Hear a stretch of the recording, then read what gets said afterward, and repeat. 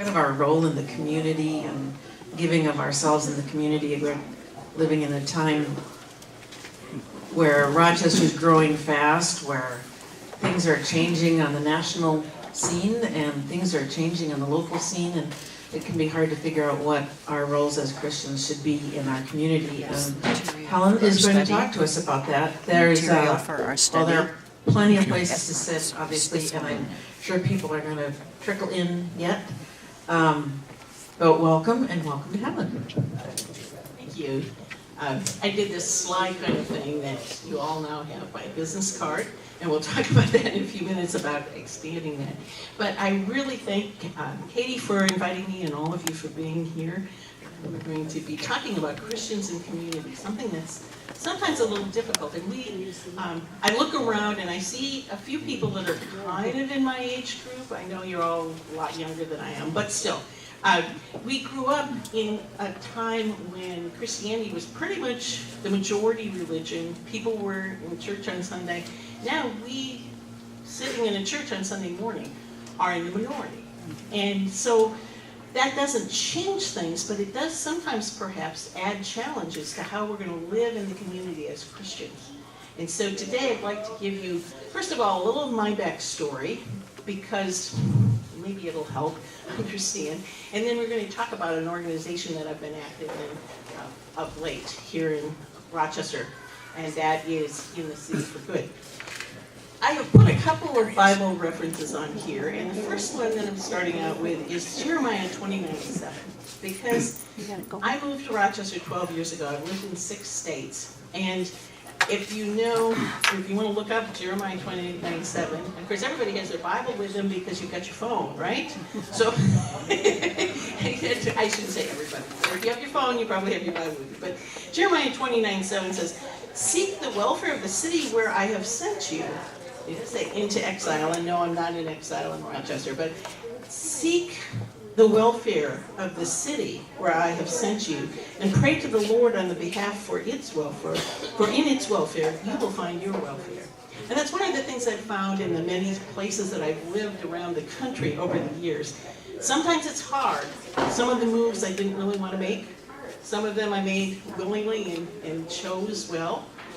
I did choose to come to Rochester, but knowing that this is where God has placed us is an important thing for us to remember. So, first of all, I've lived in 6 states. I've lived in Rochester for 12 years. I originally started as a Midwesterner over in southeastern Wisconsin around Lake Geneva, and had lived there for decades, but and I never thought I'd ever be in the Midwest, and never this far north. But here I am, and I'm glad I am, and I really love this city. It's a great place to live. I have 3 kids, 5 grandchildren. I am blessed to have all 5 grandchildren in this city right now, even though when I moved here, 2 of them were in Micronesia, and 1 was in California, so things have changed. But it's a city where we can all be together, and the Christian influence here is still pretty strong. Excuse me. I was raised in a Christian home, a very Christian home, and my parents lived out their faith.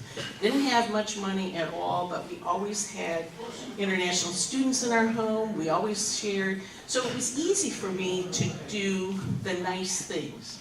Okay? And that's kind of how I've lived, and I was raised in a culture of volunteerism.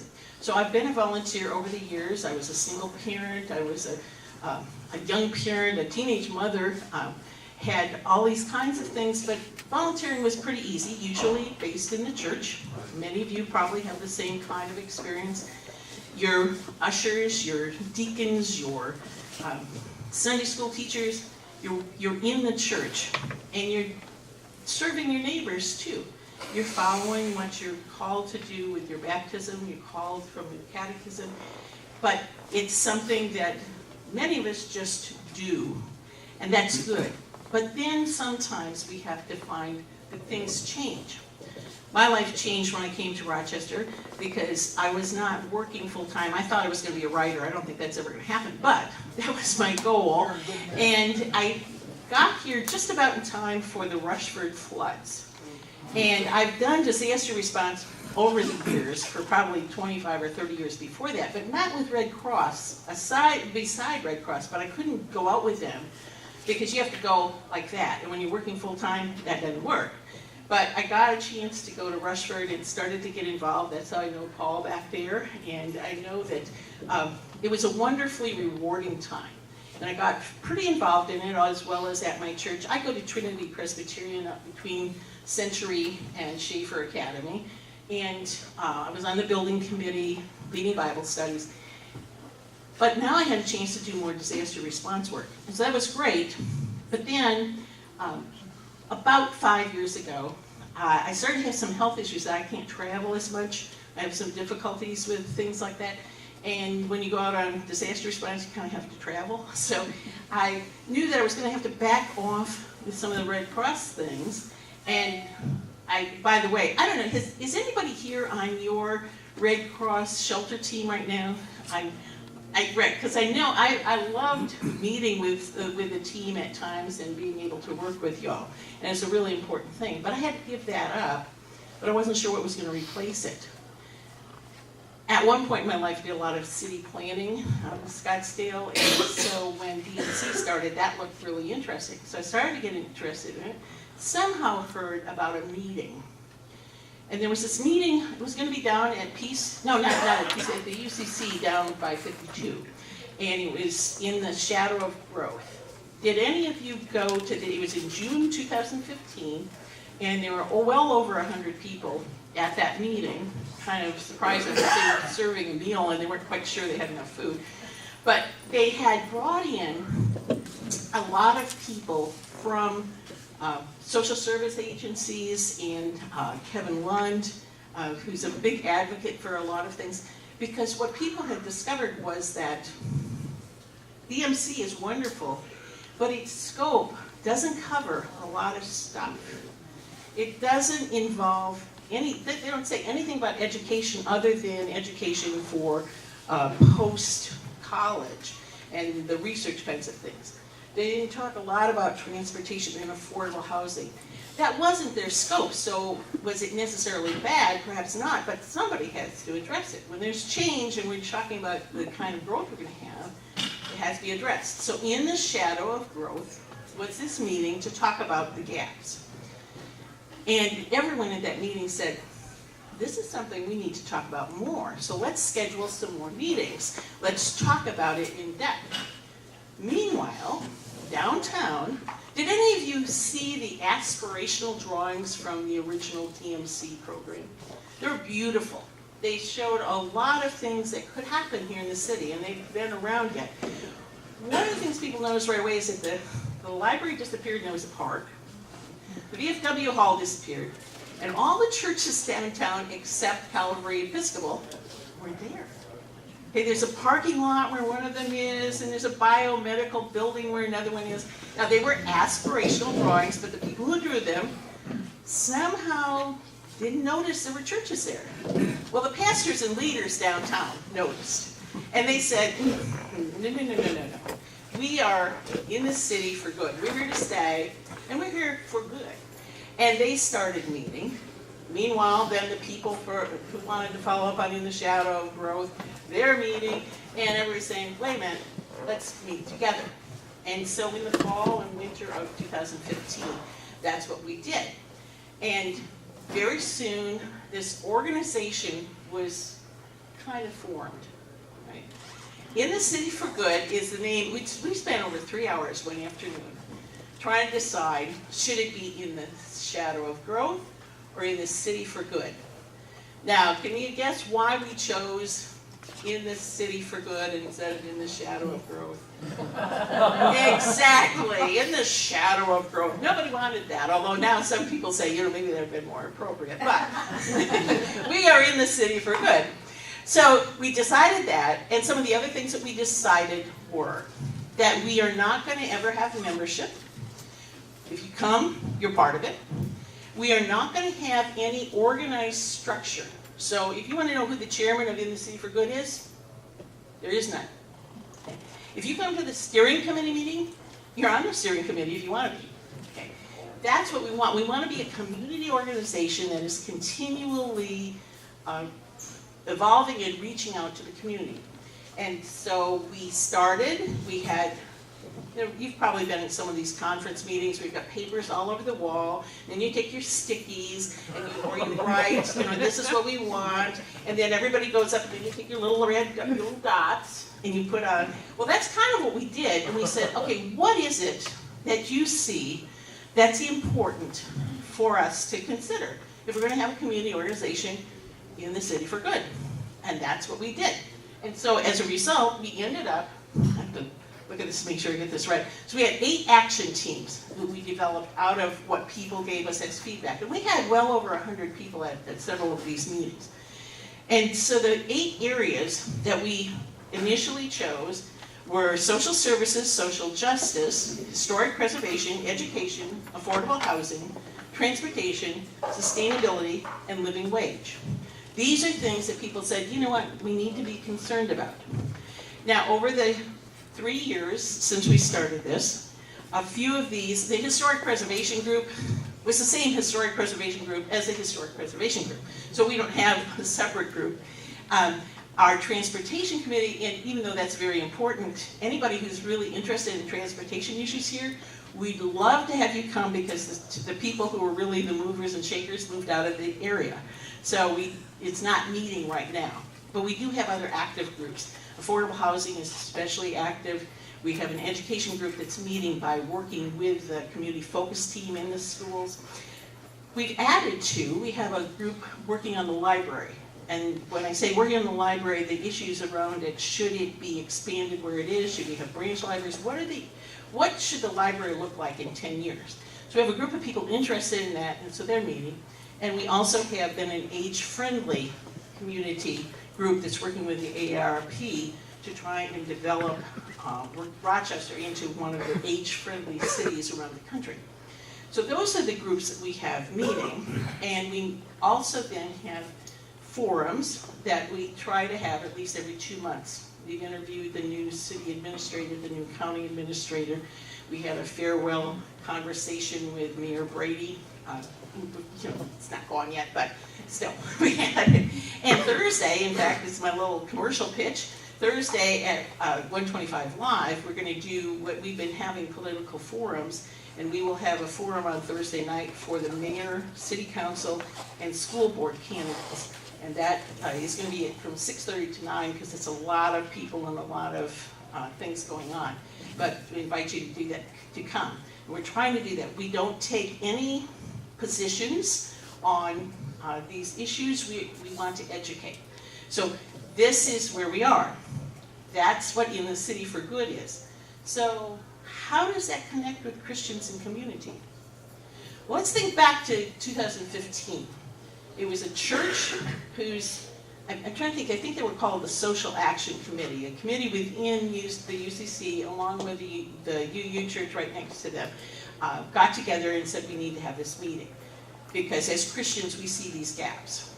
The pastors and leaders downtown said, as Christians, we need to stay involved. So we have a historic faith root. And last year, we said, okay, let's keep those roots and bring together people from the faith communities and talk about where we are now. Let's reestablish, are there other areas? How can we work together? Do you know how hard it is to get a list of churches and faith groups in this city? Try it sometime, okay? I ended up with 6 lists, and it wasn't very thorough, okay? So now, for you Lutherans, if you didn't hear about it, the bishop said he'd send it out to all your the ELCA churches, so you can talk to him, okay? And we did get a couple, and in fact, Zembro had 1 or 2 people at that meeting. But I had a list that was only phone numbers, okay? I was not going to call 45 people, I'm sorry. But I couldn't find emails. I had another list that was emails from the Diversity Council, but it didn't tell me who they were with. So I have a person and an email, and so maybe there was overlap. I had a list of snail mail addresses only, okay? I'm not gonna mail out 60 letters. We don't have any dues and we don't have any funding, and I spend some money, but still that wasn't gonna be efficient. Well, we worked it out, and we ended up sending, I think, about 100 different congregations and faith groups. Did a lot of email looking, internet searching, and brought together over almost 40 people from a wide range of congregations and faith groups. We had a Missouri Synod Lutheran pastor and an ELTA pastor at the same table, and we had a great time. Don't pray. But we need to know too that, just so you understand, I grew up in a Baptist home. I was Missouri Synod Lutheran for quite a few years, and now I am in the Reformed faith. I was Christian Reformed, which is my last name, even though Laack has a double A. I'm not Dutch, but which one time when we were in the Christian Reformed Church, someone said, "You mean?" They asked my ex-husband, "You mean you're not Dutch? She's not Dutch? Why are you here?" But that's another story. So, but this is what our faith base at the base of In the City for Good is a faith kind of thing. People are doing it out of their faith. But not all people are doing it out of their faith. And so one of the things that we find is, so how many of you are originally from Minnesota, or have lived in Minnesota almost all or all of your life? I will try to be careful about talking about Minnesota nice, but sometimes we do things, and it's good. It's wonderful. In fact, that's part of the reason we have a great culture, because we are kind and caring, but it isn't always out of our faith. So sometimes we need to think about, as Christians in community, why am I doing this? Why am I being nice? Is I'm just a nice person? I'm kind of a nice person. I'm an introvert and I'm an evader.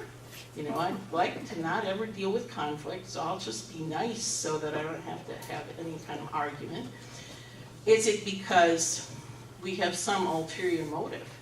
We're being nice because we think that other person can do something for us, or we can get more power within our church, within our work, within our community. Are we being nice because next year we're going to run, 2 years from now we're going to run for council? Why are we being nice? Is it because of our faith or because of something else? And this is what, as Christians in community, we're called to do. And sometimes that's a hard thing, because it seems like it's pretty narrow and prejudiced, and, if I'm doing it because I'm a Christian. But isn't that why we're Christians? Because Christ has called us to do what He did, to love and to care. What are the great commands that Jesus said? What are the 2 great commands? And love God and love one another. Right. Love your neighbor. So who's your neighbor? Okay. Where are we to do this? So Romans 12 is something I've been looking at. In Romans 12, if you're not familiar with it, you might want to look that up again. It's a great summary in some way. Some people will say it was Paul's summary of what Jesus taught. Okay. So Romans 12 talks about having gifts that differ according to grace. Use them. Okay. So he calls us to use our gifts. Don't think of ourselves more highly than we ought to think, but then let our love be genuine. Let us use all of these gifts and hold fast to what is good. Seek to show hospitality, rejoice in hope, be patient in tribulation, all the kinds of things that we're called to do, and to be doing it as Christians. And that's great, and we do that. And I know that I know a lot of faces in this room. I've seen you in various places, and I know that you're doing this already. But then the next question is what if somebody says, well, why are you doing this? Why are you here?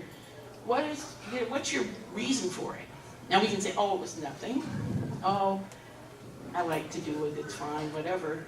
But what does 1 Peter 3:15 tell us to do? This is one of those tough verses that I find myself having to go back to and remind myself. But he says, in your hearts revere Christ as Lord, and always be prepared to give an answer to everyone who asks you, to give the reason for the hope that you have. And then do this with gentleness and respect. So sometimes those two pieces. So sometimes people are out there saying loudly why they're doing what they're doing, but not very gently and not with respect. But then there are also times when we can just say, oh, it was nothing. And that was one of the things that, actually it was one of our Jewish members who had said, you know, we started as a Christian faith-based kind of thing. Don't you think we ought to be going back to our roots and letting people know that's what we are? And so it was actually he's a non-practicing Jew, but he said, you know, we should, if In the City for Good is in the city for good, and it's started out as a Christian group, shouldn't we go back to our roots and say, these are the reasons why we're doing this? We don't exclude anybody, we bring everybody in, and we have a wide range of faiths right now and non-faiths in our group, and we want that. But those of us who are Christians needn't be afraid to say, I'm doing it because I love Jesus, and he asked me to do this. I was at a meeting a couple of weeks ago. There's a global community committee, I always get the GCC wrong, over at University of Minnesota, Rochester, working across cultures. And so there are 7 of us who are mentoring some of the students. And one of the women, when we were introducing ourselves, she had the hijab on, and she's from Lebanon, and she said, I'm here because I really would like people to understand my faith. And I was thinking, you know, probably knowing a couple of these kids who've never ever had any exposure at all personally to Christianity, maybe that's one of the things I'm going to have to explain. Because is my faith what is out there on the news as Christianity? Often not, okay? And so sometimes perhaps that's one of the pieces that we need to be able to say, when we are living as Christians and people go, why are you doing that? I think probably a lot of the people who've gone out on Red Cross things have had this happen. People say, well, why are you out here sleeping in a shelter along with the rest of us on a cot, and you know, it's nothing great, and why are you here? You know, and it's, well, I don't know why. And so maybe we need to think about, why do we do what we do? But then the next question is, what do we do what we do? And that's what I'd like to ask you, first of all, right now, for some input. If we were going to, and we've thought about this In the City for Good, because we're 3 years old now, 3.5 years old, and we've changed a couple of these groups. But if you were going to think of the things that are happening in Rochester right now, okay, that DMC really isn't addressing, and they don't have to address, I mean, that's not their job, they were given a specific mandate. But are there issues or things in Rochester that a group like In the City for Good might need to be addressing more than we are? Any thoughts? I mean, I gave you those different areas, but are there any areas that you think right now are really troublesome, or that a group of people could address and work on? Or are we all okay? Maybe we have to wait till after the elections and see. Yes, sir. Well, we live in almost a too-sheltered community. We're not out there where people are from. Okay, so we're too sheltered, and we aren't out there where the problems are. In fact, that came up in a meeting that I was at a couple of weeks ago with some leaders with some churches, and one of the things that was very specifically mentioned was the lack of economic diversity in our churches. Okay? Because again, and so my church is like a lot of churches. I mean, there probably aren't too many churches in Rochester that don't have at least one doctor, because when you've got this many doctors, I mean, you're good. But how many of us are reaching across a real span economically? I know that in my church in New Jersey, where it was headquarters for a lot of big pharma, and we had all the corporate headquarters, and so we had a lot of PhDs, and it was kind of like Rochester in many ways. And one of our deacons, and in the Reformed tradition, the deacons are more like trustees than they have elders, you know. But so he was one of the deacons, and he always said he had been an ex-drug addict, and he was a really good craftsman level carpenter. But he said, the only reason I'm a deacon, I think, is because of my toolbox. Because he could do stuff that nobody else in the congregation could do. I've heard another man in that same congregation, because in New Jersey you don't have pickups like you do here. And this other man said, well, I'm a deacon because I have a pickup. And I can go out and help people move and I can do things. Okay? But that happens a lot in our churches. We can have this happen. And it's not intentional, and we would love to be able to, but how do we reach out? Okay? So that's one of the things that I think, because we're not there. Our neighborhoods are stratified. Our work is. So you're right. We're not where other people are, perhaps. Other things. So how do we address that? Do we have an economic diversity group? I mean, and so that's kind of a rhetorical question, because or one that I don't have an answer for, but it's maybe one we need to think about. How can we reach out to the people that we're really not relating to often because we don't have opportunities? How do we build those opportunities? That's something we just have to think about. In fact, that's why I wrote this thing. One of the things that I think we need to do whenever we're looking at how we get involved, what's out there, is we need to start out and look around. And really look around. You know, those two religious leaders that went past the Samaritan, they saw him, but did they really look? Did they really look around? Or did they just kind of see and just go on? But we need to look around, then we need to listen. What are people saying? And not just the people we know, but people that, maybe those awful, those Facebook responses and online responses, anything. And sometimes it's like, but then sometimes maybe we need to listen behind it and hear what is sometimes the pain behind some of those things, especially the ones that we don't agree with. Okay, it's easy to listen to them. Hey, yeah, I agree with that one. Put that big heart up there. But if it's somebody that we don't agree with, maybe we need to listen a little bit more. We need to look around to see what the problems are. We need to listen. And then we need to learn. Because then we learn from other people when they are talking about something we hadn't really known before. So we're going to say, oh yeah, that's right, I guess so. But then learn more about it. Maybe do some research. Maybe start to reach into things. When I was a single parent and my youngest child was getting ready to go off to college in another year and a half, I realized that an empty nest for a single parent is a really empty nest. And I was very, very busy with my work, and I was busy at church, but I really wasn't real involved. And I thought, do I want to come home from work? And I'm not a TV watcher. I haven't had a TV in years. I get everything off the computer. But come home and, I don't know, knit, twiddle my thumbs, whatever. Or do I want to get involved? So I started to look around. Realize that the neighborhoods, obviously, I lived in Scottsdale, but you need to know, if you've ever been to Scottsdale, Scottsdale's stratified. You talk about economic stratification. The further north you go, the more wealthy it gets. I mean, literally. You go, if you're north of Camelback, it's one thing, then you get north of Pima, and you get, Well, I lived south of Indian School, okay? That's as far south as you can go. And so we were, and so what happened was that part of town often got missed. So they're talking about building a brand new high school, and they tore down Scottsdale High School, which was our local high school.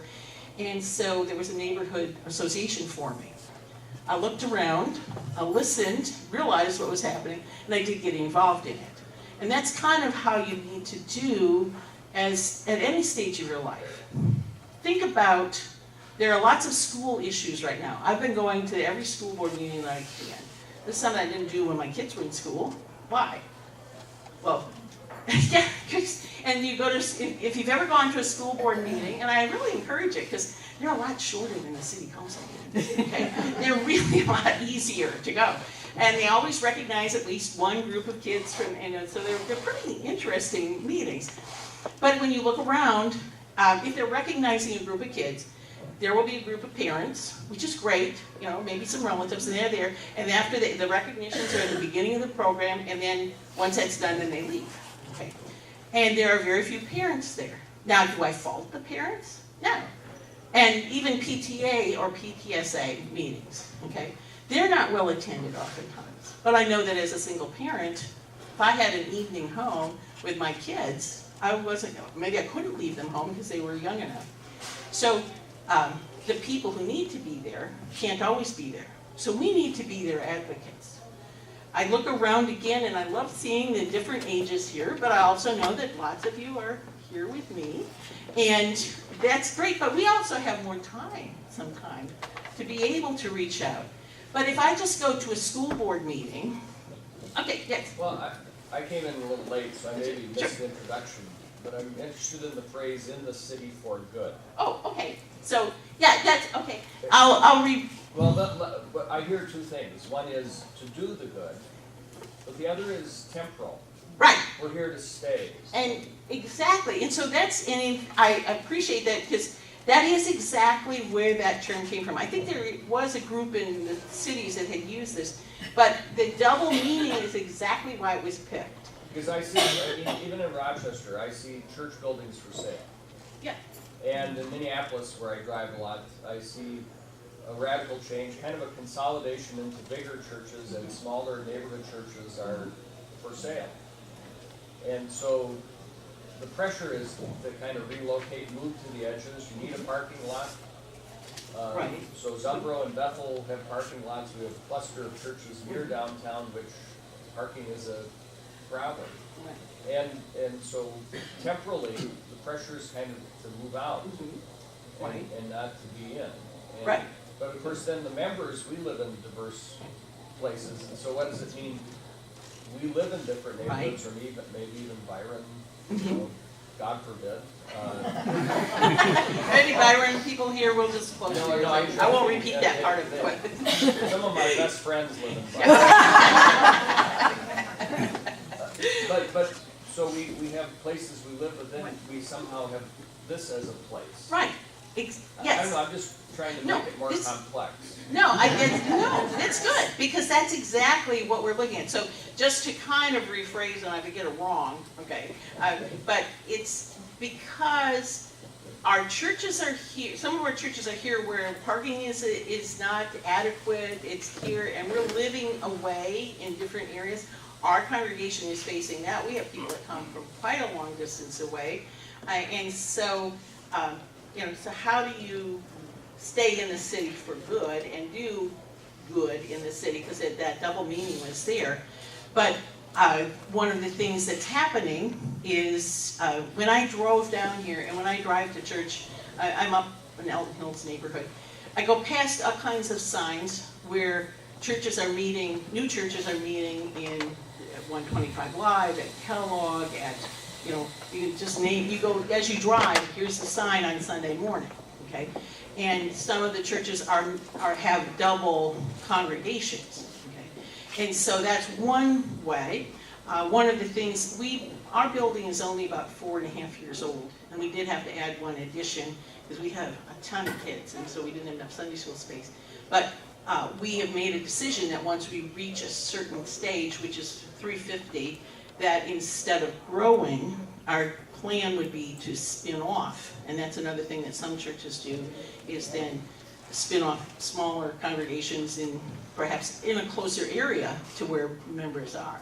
But that's one of the pieces. So how can we, if we don't live here, and a lot of us can't afford to live too close to downtown and in these areas, or if, for myself, safety is, I've lived in some dicey places, but I'm not at the stage where do I want to move into an area that really needs help. And we know we have neighborhoods in this city that, that perhaps moving in and being in the neighborhood for good, and again, for that use of the term for the benefit of people, that's not always a choice. So how do we do that?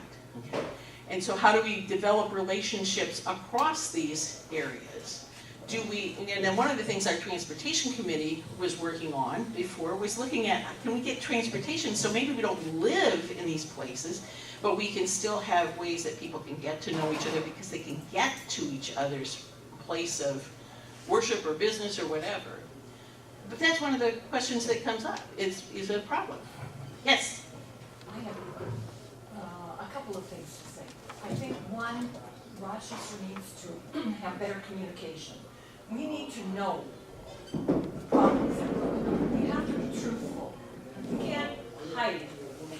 for lack of a better word, you know, to this wonderful city of medical attention. But let's be honest, okay? Number two, I believe we need to promote, we are citizens of the world. We are not little groups of people in neighborhoods or little towns coming in. We're not just Caucasian people. We are all. God loves everyone. He made all cultures, all people. And I think that has to, just must be promoted. And I just tell you, Helen, I think, you know, we could do that because also there are other groups that are working on the same thing. Journey for Peace up at Assisi Heights, the Compassion Project. I mean, we have, you know, groups in town that are working, but let's promote. We are citizens of the world, and we're God's family. We're all involved, and we have a better world when we help people. It helps all of us.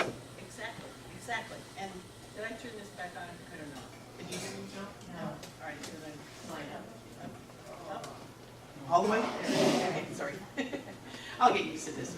Okay, so two things. So first of all, this doesn't sound like it relates to it, but you know what? Phoenix area never had a tornado. Never ever had a tornado when I lived out there. You have big dust storms, but we never had a tornado. Well, we had tornadoes, but nobody wanted to talk about it because that was against the public good. And in the same way, we don't always communicate that Rochester's got some issues. No, we don't have any issues. We're just. My son is a physician, and when he first came here, he said it because he had worked in inner city LA at his residency. He said, "This is like Disneyland for doctors." And